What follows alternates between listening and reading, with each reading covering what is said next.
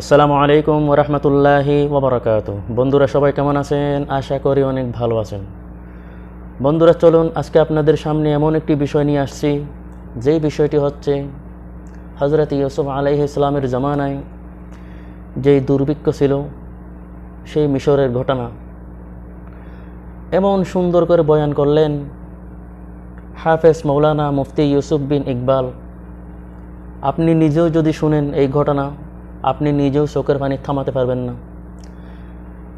যেই হুজুরের বয়ান শুনে মুফতি মুস্তাকুন নবী চোখের পানি ধরে রাখতে পারল না। বন্ধুরা চলুন সেই ঘটনাটা আমরা শুনি। চলুন। মানুষ কি কষ্টে জীবনযাপন করছে, তোমাকে যদি একে একে 3 9 কেজি দিয়ে দিই তো বাকিদেরকে আমি কি দিব? এবার সে বলে কি জানেন? সে বলে, ইউসুফ লাউ আলিমতা মান আনা, যদি আপনি জানতেন আমি কে, লা আরদাইতানি, তো যতবার চাইতাম আপনি ততবার দিতেন। এই কথা বলার পর ইউসুফ আলাইহিস সালাম বলেন, আশ্চর্য, কে তুমি, কে তুমি? এবার সে জবাব দিল, আনাল্লাযী শাহিদতু লাকা বিল বারাআ মিন তুহমাতি যুলাইখা যাওজাতিল আজিজ। আমি হচ্ছে সেই ছোট দোলনায় শুয়ে থাকা বাচ্চাটা, যে দোলনায় শুয়ে জুলাইখার অপবাদ থেকে আপনার পবিত্রতার সাক্ষ্য দিয়েছিলাম। তুমি কি সেই ব্যক্তি? বলে হ্যাঁ। এই মেনাজার তাকে একবার দুইবার দেওয়া যাবে না, তুমি তাকে 100 ইরদাব গম দিয়ে দাও। 1 ইরদাব বলা হয় মুজামুল ওয়াসিতের মধ্যে নিয়ে আসে। 1 ইরদাব মানে এমন পাত্র যেই পাত্রে 14 সা গম সংকলন করা হয়। তাহলে 100 ইরদাবের সোজা হিসাব হচ্ছে 105 মণ গম তাকে দিয়ে দাও। হে ইউসুফ, এটা শুধুই মাত্র তোমার দুনিয়ার দান। লিমান শাহিদা লাকা বিল বারাআ মাররাতান ওয়াহিদা, তুমি শুধুই মাত্র ওই ব্যক্তিকে দান করলে যে শুধুই মাত্র তোমার একবার পবিত্রতার সাক্ষ্য দিয়েছিল। এবার তুমি দেখো তো ফাকাইফা আতাই, আমার দানটা কেমন হবে ওই ব্যক্তির ব্যাপারে যে ফজরের সময় বলে সুবহানাকাল্লাহুম্মা, যে এবার রুকুতে গিয়ে বলে সুবহানা রাব্বিয়াল আযীম, যে এবার সিজদায় গিয়ে বলে সুবহানা রাব্বিয়াল আ'লা, এবার যে জোহরেও বলল এই শব্দ, যে মাগরিবেও বলল এই শব্দ, আবার এশারেও বলল এই শব্দ, আবার নামাজের পড়েও সুবহানাল্লাহর তাসবিহ পড়ে, তাকে আমি কি পরিমাণ দান করব? একটু চিন্তা করো তো, একটু চিন্তা করো তো, তাকে আমি কি পরিমাণ দান করব? সে তো একবার নয়, সে তো দুইবার নয়, সে এই লোক যদি তোমার একবার পবিত্রতার সাক্ষ্য দেওয়ার কারণে তুমি তাকে এই পরিমাণ দান করতে পারো, তো যে তার জিন্দেগির বালেগ হওয়ার পর থেকে আমার তাসবিহ পড়তেছে, শুধুই মাত্র আমার পবিত্রতার সাক্ষ্য দিচ্ছে, তাকে আমি কি পরিমাণ দান করব? ফারুক আয়াম টিভি, হক্কানি ওলামাদের আগামীর পথ চলা। তিরমিজি শরীফের হাদিস, ওয়ান জাবির ইবনে আব্দুল্লাহ রাদিয়াল্লাহু তাআলা আনহুমা قال قال رسول الله صلى الله عليه وسلم, আল্লাহর রাসূল বলেন, মান قال سبحان الله وبحمده গরিসাত লাহু নাখলাতুন ফিল জান্নাহ। রাসূল বলেন, আমার কোন উম্মত যদি একবার বলে সুবহানাল্লাহ ওয়া বিহামদি, তো সাথে সাথে তার জন্য গরিসাত লাহু, তার জন্য জান্নাতে একটা গাছ লাগানো হয়ে যায়। এবার প্রশ্ন, আমি যদি আমার জিন্দেগির শুরু থেকে আজ পর্যন্ত 5000 বার সুবহানাল্লাহ বলে থাকি, তো আমার জন্য জান্নাতে 5000 গাছ লাগানো হয়ে গেছে। একটা আশ্চর্যের কথা শোনেন, আল্লামা আবু বকর ইবনে আবি দুনিয়া তার বিখ্যাত কিতাব আত-তাওবার মধ্যে নিয়ে আসছেন, হযরত আবু হুরায়রা রাদিয়াল্লাহু তাআলা আনহু তিনি দিনে 12000 সুবহানাল্লাহ পড়তেন, রাতে 12000 সুবহানাল্লাহর তাসবিহ পড়তেন, দিনে 12000 ইস্তেগফারের তাসবিহ পড়তেন, রাতে 12000 ইস্তেগফারের তাসবিহ পড়তেন। তো এবার চিন্তা করেন তো ওনার জান্নাতে কি পরিমাণ গাছ লাগানো হয়ে গেল। এবার এই পরিমাণ গাছ যে জান্নাতে লাগানো হলো, এর দ্বারা বোঝা যায় জান্নাতের জমিন সবচাইতে উর্বর। কারণ পৃথিবীতে যেই জমিনের মাটি সবচাইতে বেশি উর্বর, ওই জমিনের ফল ফলাদি উৎপাদন বেশি হয়, এটাই বাস্তব। এর থেকে বোঝা গেল পৃথিবীর সমস্ত মুসলমান তার জন্ম থেকে আজ পর্যন্ত যেই পরিমাণ তাসবিহাত পড়েছে, সেই পরিমাণ গাছ যদি জান্নাতে লাগানো হয়ে থাকে নবীজির কথা অনুযায়ী, তো এই কথাও সত্য যে জান্নাতের জমিন সবচাইতে উর্বর। আর এটা হাদিসও আল্লাহ রসুল বলে দিয়েছেন, তিরমিজির হাদিস, আব্দুল্লাহ ইবনে মাসউদ থেকে বর্ণিত। রাসূল করিম বলেন, লাকিতু ইব্রাহিম লাইলাতুল ইসরা, আমি ইব্রাহিম আলাইহিস সালামের সাথে মেরাজের রজনীতে সাক্ষাৎ করলাম। তিনি আমাকে বললেন, ইয়া মুহাম্মদ সাল্লাল্লাহু আলাইহি ওয়াসাল্লাম আকরি উম্মাতাকা মিন্নি আসসালাম, হে মুহাম্মদ সাল্লাল্লাহু আলাইহি ওয়াসাল্লাম আসছেন সংক্ষিপ্ত সফরে আকাশে, আবার তো যাবেন জমিনে। আপনি জমিনে গিয়ে আপনার উম্মতকে আমি ইব্রাহিমের সালাম দিবেন। অতঃপর ওয়াখবিরহুম, আপনি এদেরকে সুসংবাদ দিবেন। কি সুসংবাদ? আন্নাল জান্নাহ তয়্যিবাতুত তুরবা আও তয়্যিবাতুত তুরবা, আপনি গিয়ে বলে দিবেন জান্নাতের জমিন সবচাইতে দামি। জান্নাতের জমিন সবচাইতে কি ভাই? দামি। এরপরে তিনি বলেন আযবাতুল মা, জান্নাতের পানি খুবই মিষ্ট। এক ঢুক পানি পান করলে তামাম জিন্দেগির জন্য পানির পিপাসার কথাই আপনি ভুলে যাবেন, এই পরিমাণ মিষ্ট পানি জান্নাতের। এরপর ইব্রাহিম আলাইহিস সালাতু ওয়াস সালাম বলেন এদেরকে একটা বিশেষ সংবাদ শুনিয়ে দিবেন, ওয়া আন্নাহা কিআন, জান্নাতের জমিন খুবই উর্বর। ওয়া আন্না গিরাসাহা সুবহানাল্লাহ ওয়ালহামদুলিল্লাহ ওয়া লা ইলাহা ইল্লাল্লাহ আল্লাহু আকবার। এগুলো হচ্ছে জান্নাতের জমিনের চারা। এগুলো দুনিয়াতে কেউ যদি পড়ে তো ওখানে তার চারা লেগে যায়। এবার আমি যে আজ পর্যন্ত যত তাসবিহাত পড়েছি, এই তাসবিহাত অনুযায়ী জান্নাতে গাছ লাগানো হয়েছে। প্রশ্ন, আমার গাছটা কত বড়? ওই গাছের ফল কত বড়? রাসূল করিম বলেন গাছটা কত বড়? বুখারী শরীফের হাদিস। ওয়ান আনাস ইবনে মালিক রাদিয়াল্লাহু তাআলা আনহু قال قال رسول الله صلى الله عليه وسلم ইন্না ফিল জান্নাতি লাশাজারাতান, রাসূল বলেন জান্নাতের একটি গাছ, ইয়াসিরুর রাকিবু ফি যিল্লিহা মিয়াত আম লা ইয়াকতাউহা, জান্নাতি একটা ঘোড়া দিয়ে জান্নাতের 100 বৎসর সময় লেগেও যদি ওই গাছের চতুর্পাশে ঘোড়া হয়, গাছের ছায়া শেষ হবে না। আর পরকালের একদিন, ভাই বলেন পরকালের কয়দিন? একদিন দুনিয়ার 50,000 বৎসরের সমান। সূরাতুল মাআরিজ আল্লাহ বলেন মিকদারুহু 50 আলফ সানা, ওখানের একদিন এখানের 50,000 বছরের সমান। এবার হিসাব করেন ওখানের 100 বছর এই পৃথিবীর কত crore crore million billion trillion বছর হবে। এই পরিমাণ একটা গাছের প্রশস্ততা যদি এত বিশাল আকৃতির হয়, তো আবু হুরায়রা রাদিয়াল্লাহু তাআলা আনহু যে প্রতিদিন 12,000 শুধু সুবহানাল্লাহ পড়তেন, 12,000 আলহামদুলিল্লাহ পড়তেন, 12,000 আল্লাহু আকবার পড়তেন, তো ওনার জান্নাতে এই পরিমাণ বিশাল আকৃতির কি পরিমাণ গাছ আছে? এই পরিমাণ গাছ যার জান্নাতের বাগানে আছে তার জান্নাতটা কত বড় হবে? এজন্যই তো রাসূল বলছেন এই দুনিয়ার 10টার সমান হবে, 10টার সমান। এগুলো আপনি ব্রেন দিয়ে আপনি আয়ত্ত করতে পারবেন না। যদি আয়ত্ত করতে পারতেন তো আল্লাহ তাআলা এই কথা বলতেন না, মালা আইনুন রাআত ওয়ালা উযুনুন সামিআত, রব এই কথা বলতেন না, রাসূল এটা আমাদেরকে শোনাইতেন না। কারণ জান্নাতের নিয়ামতগুলো আমাদের কল্পনারও ঊর্ধ্বে, আমাদের কল্পনারও কি বলেন ঊর্ধ্বে। আরেকটা বিষয় হচ্ছে এই যে বিশাল আকৃতির গাছ হলো, এই গাছটা চারা থেকে এত মোটা হইতে কতদিন? এই গাছের ফল কত বড়?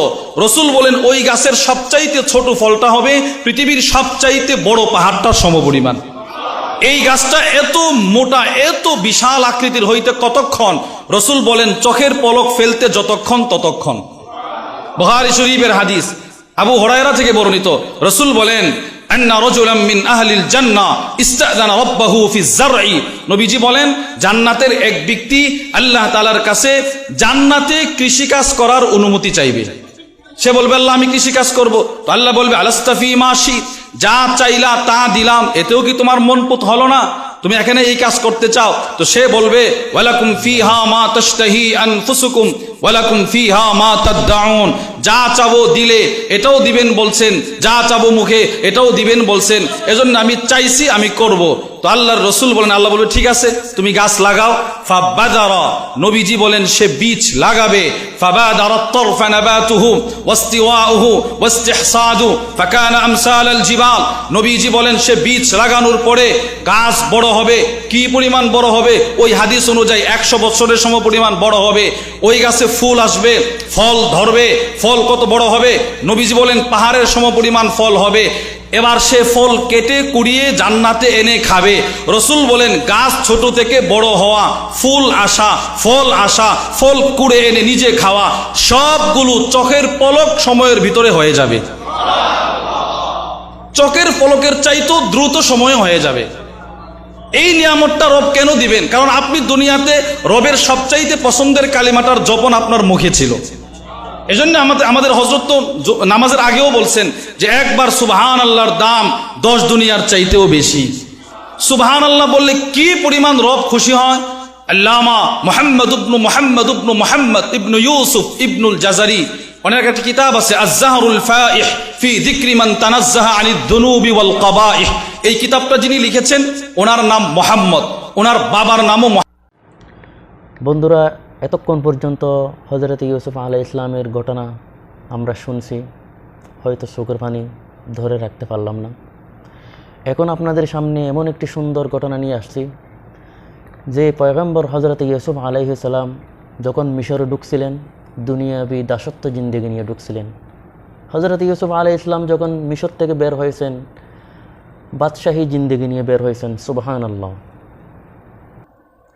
বন্ধুরা, হযরত ইউসুফ আলাইহিস সালাম যখন মিশরে ঢুকছিলেন, হযরত ইউসুফ আলাইহিস সালামের হাতে খাদ্যমন্ত্রীর দায়িত্ব এবং অর্থ মন্ত্রণালয়ের দায়িত্ব হযরত ইউসুফ আলাইহিস সালামের হাতে আসছে। কীভাবে দেশটা চালাইছিল হযরত ইউসুফ আলাইহিস সালাম নিজে। তিনি বলেন, ইন্না সাইয়্যিদানা ইউসুফ লাম্মা মালিকা মিসর, পয়গম্বর ইউসুফ আলাইহিস সালাতু ওয়াস সালাম মিশরে ঢুকেছিলেন দুনিয়াবি দাসত্বের জিন্দেগি নিয়ে। মিশর থেকে তিনি বের হয়েছেন বাদশাহী জিন্দেগি নিয়ে। উনি যখন মিশরের প্রেসিডেন্ট হলেন, ওয়াসারাতিল খাজাইনু বিয়াদি, এবার খাদ্যমন্ত্রীর দায়িত্ব, অর্থ মন্ত্রণালয়ের দায়িত্ব উনার হাতেই চলে আসছে, উনি নিয়ে আসছেন। উনি ছিলেন পৃথিবীর সর্বশ্রেষ্ঠ খাদ্যমন্ত্রী, উনি ছিলেন নবী, আমাদের নবীর পরে পৃথিবীর সর্বশ্রেষ্ঠ অর্থমন্ত্রী। ওনার ব্যাপারে আল্লামা সাইয়্যিদ ইবনে হুসাইন আল আফফানি তার বিখ্যাত কিতাব সালাহুল উম্মাহ ফি উলুবিল হিম্মার মধ্যে লেখেন, উনি পৃথিবীর একমাত্র আমার নবীর পরে খাদ্যমন্ত্রী ছিলেন, যিনি খাদ্যমন্ত্রী আর বাদশাহী পাওয়ার পর থেকে কখনো পেট ভরে খাবার খায় নাই। উনি কখনো পেট ভরে খাবার খায় নাই। এমনকি উনি রাত্রে পেটের খিদে নিয়ে ঘুমাইতেন। ওয়াকানা ইউসুফ আলাইহিস সালাম লা ইয়াশবা ওয়া হুয়া আলা খাজাইনিল আরদ, তিনি পেট ভরে খাবার খেতেন না। ওনাকে প্রশ্ন করা হলো, আপনি তো খাদ্যমন্ত্রী, ইচ্ছে করলেই তো কিছু একটা উন্নত মানের খাবার খেয়ে রাত যাপন করতে পারেন, খান না কেন? তিনি বলেন, আমার মিশরের সবাই যে আমার মতো পেট ভরে খেতে পারবে এর নিশ্চয়তা কি তোমরা আমাকে দিতে পারবে? বহু অসহায় অনাথ দরিদ্র আছে যাদের কপালে খাবার জুটে না রাত্রে, আমিও এদের একটা ভাগ অংশ নিয়ে রাতটা যাপন করতে চাই। যদি হাসরের ময়দানে রব আমাকে জিজ্ঞেস করে, তোমাকে অর্থমন্ত্রী বানিয়েছিলাম আর তুমি পেট ভরে খাবার খেয়ে ঘুমিয়েছিলে, তোমার দেশের জনগণ পেটের খাবার খায় নাই, অনাহারি পেট নিয়ে ঘুমিয়েছিল, তো আমি কি জবাব দিব? এদের কষ্টটা ভাগ করার জন্যে শুধুই মাত্র আমি পেট ভরে খাবার খায় না। উনি যখন খাদ্যমন্ত্রী হলেন, মিশরের দুর্ভিক্ষ চলতেছে। আল্লামা ইবনুল জাজারি লেখেন, উনি ত্রাণ দিচ্ছেন, ত্রাণ। আতাহু রাজুলুন ফাকিরুন, একজন দরিদ্র ব্যক্তি ওনার কাছে আসছে, এসে বলে, আতিনি মিম্মা আতাকাল্লাহ, ত্রাণ হিসেবে যা দিছেন তো দিছেন, এবার আপনার ক্ষমতার বলে আমার আরো কিছু দান করেন। লোকটা ছিল দরিদ্র। ইউসুফ আলাইহিস সালাম বলেন, ফামার আলাহু বিসা, তিনি বলেন তাকে 1 সা গম দিয়ে দাও, 3 কেজি 270-এর চাইতে অল্প গ্রাম বেশি তাকে দিয়ে দাও। দিল তাকে। সে আবার বলে, জিদনি, আমাকে আরো দেন। এবার ইউসুফ আলাইহিস সালাম বলে, তাকে আরো দিয়ে দাও। এবার সে বলে, আমাকে আরো দেন। এবার ইউসুফ বলেন, ইয়া আখি, হে ভাই, আমা চালাম, তুমি কি জানো না, মান্নাসু ফীহি মিনাল গালা, মানুষ কি কষ্টে জীবন যাপন করছে, তোমাকেই যদি একে একে 3-9 কেজি দিয়ে দিই তো বাকিদেরকে আমি কি দিব? এবার সে বলে কি জানেন? সে বলে, ইউসুফ লাউ আলিমতা মান আনা, যদি আপনি জানতেন আমি কে, লা আরদাইতানি, তো যতবার চাইতাম আপনি ততবার দিতেন। এই কথা বলার পর ইউসুফ আলাইহিস সালাম বলেন, আশ্চর্য, কে তুমি, কে তুমি? এবার সে জবাব দিল, আনাল্লাযী শাহিদতু লাকা বিল বারাআ মিন তুহমাতি যুলাইখা যাওজাতিল আজিজ, আমি হচ্ছি সেই ছোট দোলনায় শুয়ে থাকা বাচ্চাটা যে দোলনায় শুয়ে জুলাইখার অপবাদ থেকে আপনার পবিত্রতার সাক্ষ্য দিয়েছিলাম। তুমি কি সেই ব্যক্তি? বলে, হ্যাঁ। এই মেনাজা তাকে 1-2 বার দেওয়া যাবে না, তুমি তাকে 100 ইরদাব গম দিয়ে দাও। 1 ইরদাব বলা হয়, মুজামুল ওয়াসিতের মধ্যে নিয়ে আসছে, 1 ইরদাব মানে এমন পাত্র যেই পাত্রে 14 সা গম সংকলন করা হয়। তাহলে 100 ইরদাবের সোজা হিসাব হচ্ছে 105 মন গম তাকে দিয়ে দাও। ওনাকে দিয়ে দেওয়া হলো। এবার আল্লামা ইবনুল জাজারি লেখেন, ফাআউহাল্লাহু আযজা ওয়া জাল্লা ইলা ইউসুফ, আল্লাহ তাআলা ইউসুফ আলাইহিস সালামের কাছে ওহী পাঠায়া দিলেন, হাযা আতাউক, হে ইউসুফ, এটা শুধুই মাত্র তোমার দুনিয়ার দান। লিমান শাহিদালাকা বিল বারাআ মাররাতান ওয়াহিদা, তুমি শুধুই মাত্র ওই ব্যক্তিকে দান করলে যে শুধুই মাত্র তোমার একবার পবিত্রতার সাক্ষ্য দিয়েছিল। এবার তুমি দেখো তো ফাকাইফা আতাই, আমার দানটা কেমন হবে ওই ব্যক্তির ব্যাপারে যে ফজরের সময় বলে সুবহানাকাল্লাহুম্মা, যে এবার রুকুতে গিয়ে বলে সুবহানা রাব্বিয়াল আযীম, যে এবার সিজদায় গিয়ে বলে সুবহানা রাব্বিয়াল আ'লা, এবার যে জোহরেও বলল এই শব্দ, যে মাগরিবেও বলল এই শব্দ, আবার এশারেও বলল এই শব্দ, আবার নামাজের পড়েও সুবহানাল্লাহর তাসবিহ পড়ে, তাকে আমি কি পরিমাণ দান করব একটু চিন্তা করো তো, একটু চিন্তা করো তো, তাকে আমি কি পরিমাণ দান করব। সে তো একবার নয়, সে তো দুইবার নয়, সে এই লোক যদি তোমার একবার পবিত্রতার সাক্ষ্য দেওয়ার কারণে তুমি তাকে এই পরিমাণ দান করতে পারো, তো যে তার জিন্দগির বালেগ হওয়ার পর থেকে আমার তাসবিহ পড়তেছে, শুধুই মাত্র আমার পবিত্রতার সাক্ষ্য দিচ্ছে, তাকে আমি কি পরিমাণ দান করব। এজন্য বলেন সুবহানাল্লাহর দাম কত বলেন। আমাদের হযরত তো বলছেন গোটা পৃথিবীকে 10 বার 100 বার যদি এক জায়গায় করা হয়, একবার সুবহানাল্লাহর সমপরিমাণ হবে না। এজন্য দুনিয়াতে যারা সুবহানাল্লাহ বলে এদের প্রশংসার মিছিল আরো শাজিমের চতুর্পাশে শুরু হয়ে যায়।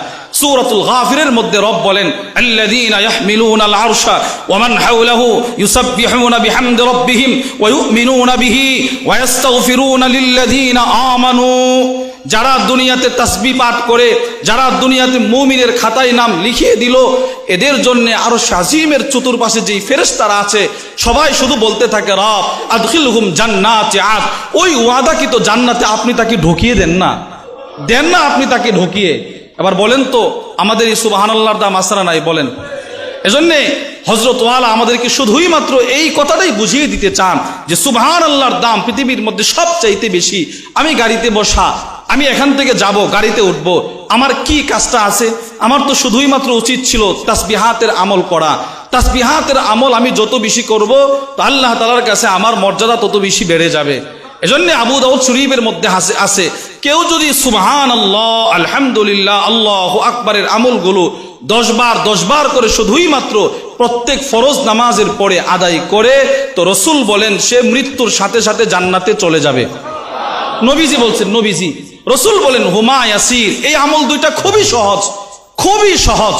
আমি আজ থেকে 6 মাস পূর্বে 7 মাস পূর্বে এখানে আসছিলাম, যখন হযরতের সাথে আমার প্রথম মোলাকাত হয়েছিল, আমি আসছিলাম কুরবানিরও আগে। আমি এসে আমার কাছে এত ভালো লাগছে, আমার এখনো মনে আছে একজন মুরব্বী এই কর্নার থেকে দাঁড়িয়ে বলেছিলেন যে ওনার খুব সম্ভবত 10 না 8 বছর যাবত ওনার তাকবীর ওলা ছোটে না। আমি আমার মাদ্রাসায় গিয়ে আমিও হযরতের কাছ থেকে এইগুলো জেনে আমিও আমার মাদ্রাসায় নিয়ম করে দিছি এই তাসবিহাতের আমল, এই তাকবীর ওলার আমল। আলহামদুলিল্লাহ আমি হুজুরকেও, গাড়িতে হুজুরকেও বলছি, আমি হযরতকে বলছি, আমার মাদ্রাসাতেও আলহামদুলিল্লাহ এই পর্যন্ত এমন ছাত্র আছে যাদের এই 6 মাসের ভিতরে তাকবীর ওলা ছোটে নাই। এখান থেকেই আমি ওখানে বলছি, এবং তাসবিহাতেরও রুটিন আছে, এই তাসবিহাতগুলো ওখানেও টানানো আছে। এখানে আমরা সিগনেচার করি প্রত্যেক এশারের নামাজের পরে কে কে পড়েছে। এগুলো এখানে আসছি বিদায় শিখেছি। যদি এখানে না আসতাম তো আমার জিন্দগি যেভাবে চলতেছিল আমি ওইভাবেই চালাইতাম, আপনার আমার জিন্দগি যেভাবে চলতেছিল ওইভাবে চলাইতাম। এজন্যই বুজুর্গদের মজলিসে আসা, এজন্যই বুজুর্গদের সোহবতে যাওয়া। আল্লাহ আমাদের সকলকে বেশি বেশি বুজুর্গদের মজলিসে আসা যাওয়া করার তৌফিক দান করুন। এখানে আসলে দিল তাজা হয়। এখানে বন্ধুরা, এতক্ষণ পর্যন্ত আমরা যে কথাগুলো শুনেছি, মুফতি ইউসুফ বিন ইকবাল সাহেবের কথাগুলো, হযরত ইউসুফ আলাইহিস সালামের ঘটনা, যে ঘটনাগুলো আমরা শুনছি, আশা করি চোখের পানি অঝরে ঝরছে। বন্ধুরা, আল্লাহ সুবহানাহু ওয়া তাআলা আমরা এই যে কথাগুলো শুনেছি এতক্ষণ পর্যন্ত আমাদেরকে আমল করার তৌফিক দান করুক, আমিন। বন্ধুরা, এই ভিডিওটা যদি আপনার ভালো লাগে একটি লাইক করে যাবেন। আপনি যদি আমাদের চ্যানেলে যদি নতুন হয়ে থাকেন একটি সাবস্ক্রাইব করে যাবেন ইনশাআল্লাহ। আশা করি এরকম ভালো ভিডিও, এরকম আপনাদের পছন্দনীয় ভিডিও আপনাদের সামনে আবারও নিয়ে আসব। আসসালামু আলাইকুম ওয়া রাহমাতুল্লাহি ওয়া বারাকাতুহু।